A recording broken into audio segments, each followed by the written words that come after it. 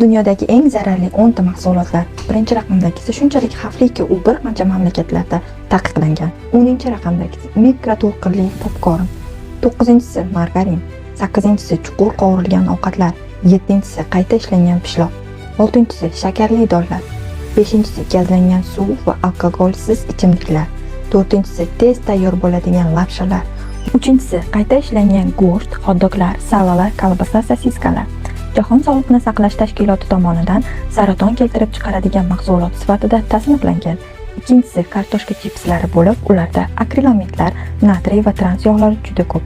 Birinchi raqamdagisi eng yomoni esa sun'iy trans yog'lardir. Ular margarinda, fastfoodlarda, arzon tayyor mahsulotlarda va kukunli kremlarda uchraydi.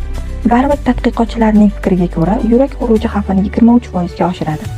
Ayrim davlatlarda ular taqiqlangan, lekin ko'p joylarda ular hali hamon mashhur markalar ostida sotilmoqda. Har doim qisman vodorodlangan moyni tekshiring va iloji boricha ulardan butunlay voz keching. Sog'lom bo'lishni xohlasangiz esa blogimga obuna bo'ling.